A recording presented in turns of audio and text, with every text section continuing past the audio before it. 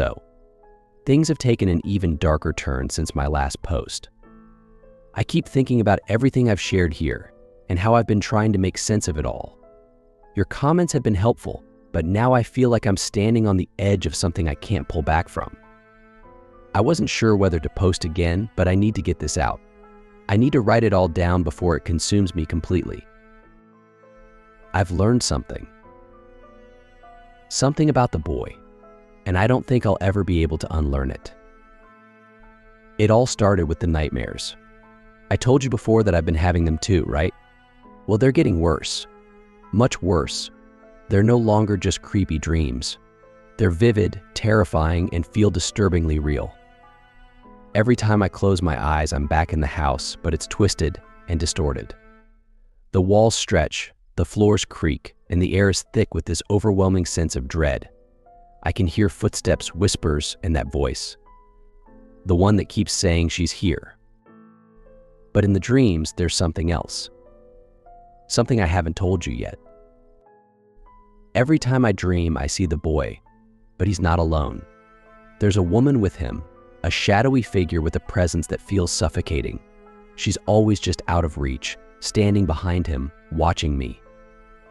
I've tried to get closer, tried to see her face, but every time I move toward her, she fades away, leaving me with this gnawing feeling in the pit of my stomach. I didn't know what to make of it at first, but after what I discovered, I'm starting to piece it together. It was 3 days ago. I had finally decided to do something I hadn't done since I brought him home. Go through his things. I don't know why I hadn't done it earlier. Maybe I didn't want to invade his privacy, or maybe I was just afraid of what I'd find. But after everything that's happened, I couldn't ignore the nagging feeling anymore. There had to be something, some clue, some piece of information that could explain all of this. I waited until he was asleep. It was late, past midnight, and the house was eerily quiet. I crept into his room, my heart pounding in my chest, and went straight to the small suitcase he'd brought with him from the orphanage. It had been sitting in the corner of his room untouched, ever since he arrived. I hadn't given it much thought, but now it felt like it was hiding something.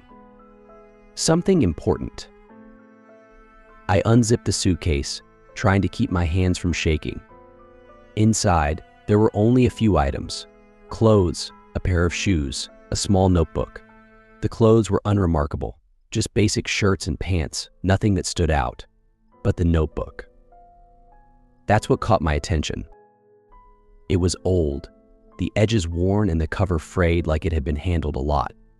I picked it up, feeling the weight of it in my hands. There was something about it that felt unusually heavy. Not physically, but emotionally. Like it was holding more than just words. I opened it, my fingers trembling. The pages were filled with drawings that were crude, childlike sketches. At first, they seemed innocent enough. A house, some trees, and a few animals. But the further I flipped through, the darker they became. The animals started looking strange and distorted. Their eyes were too big, and their bodies twisted in unnatural ways. And then there were the people. In almost every drawing, there was a figure of a boy. I recognized him immediately. It was the boy, the same one I'd adopted. But in some of the drawings, there was a second figure, a woman. The woman from my dreams. She was always standing behind him, her face obscured by shadows, her hands resting on his shoulders. In some of the drawings, her fingers were long and thin like claws. In others, she was reaching out toward me, toward whoever was looking at the page. And in every single drawing, her eyes, they were black, just like the boys had been that night in the basement. I felt my stomach turn as I flipped through the rest of the notebook. The drawings got worse, more frantic, like whoever had made them had been in a hurry, desperate to get something down on paper. There were scribbled words next to some of the sketches, but they were hard to read. The handwriting was messy, almost like it had been written by someone in a state of panic. But I managed to make out a few words. She's here. That same phrase. The one the boy had said in the basement. The one I'd heard in my dreams. I don't know how long I sat there, staring at the notebook, trying to make sense of it all. But eventually I couldn't take it anymore. I closed the notebook, shoved it back into the suitcase, and left his room as quickly as I could without waking him up. The next morning, I tried to act normal. I made breakfast and went through the motions, but I couldn't stop thinking about what I'd seen. I needed to know more. I needed to understand what the hell was happening. So I went back to the orphanage. I didn't tell them everything. I didn't want to seem crazy, but I asked more questions. I pressed them harder this time, trying to get them to tell me something they hadn't before. At first, they gave me the same answers as before, that there was nothing unusual about the boy, and that his history was a bit vague but not unheard of for children in the system. But when I mentioned the drawings, the woman behind the desk froze. She tried to brush it off, saying that many kids in the orphanage had traumatic pasts, and that sometimes they used art to express their emotions. But I could see it in her eyes. She knew something she wasn't telling me. I pushed harder, demanding to know more. Finally, after what felt like an eternity, she sighed and leaned in closer.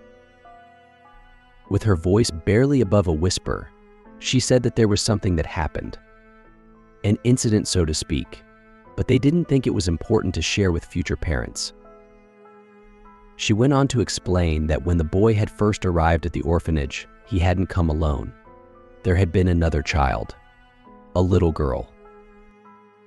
She was younger than him, maybe 5 or 6, but they had been inseparable.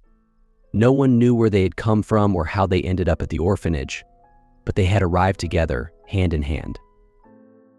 But the little girl didn't last long. She became sick shortly after arriving. Fever, coughing, the usual symptoms. The staff thought it was just a cold at first, but then she started talking about things, dark things. She told the staff that there was a woman who followed her and the boy everywhere they went, that she was always watching them. She said that the woman wanted to take them away. At first, they thought it was just a child's imagination, a way of coping with the trauma of being abandoned. But then the boy started drawing the woman too, those same drawings I'd found in his suitcase. The girl didn't get better. She got worse, and eventually she passed away in her sleep. The staff said it was pneumonia, something that happens sometimes with kids in group settings. But the boy had changed after that. He stopped talking about the woman. He stopped drawing her. But the staff couldn't shake the feeling that something was still with him, something dark. I left the orphanage feeling more confused and terrified than ever. The boy hadn't just come from nowhere. He had come from something I didn't understand, something I wasn't prepared for. That night, I decided to confront him. I didn't know what I was going to say or how I was going to say it, but I couldn't keep living in fear of what might happen next. I needed answers. I waited until after dinner when we were both sitting in the living room. The air felt thick like it always does when something's about to happen. I took a deep breath and turned to him. Trying to keep my voice steady, I told him about the drawings I found in his room. He didn't look at me. He just kept staring at the TV, his face blank. With my heart pounding in my chest, I told about how I knew the woman in the drawings had been following him. That's when he finally looked at me. His eyes weren't black this time.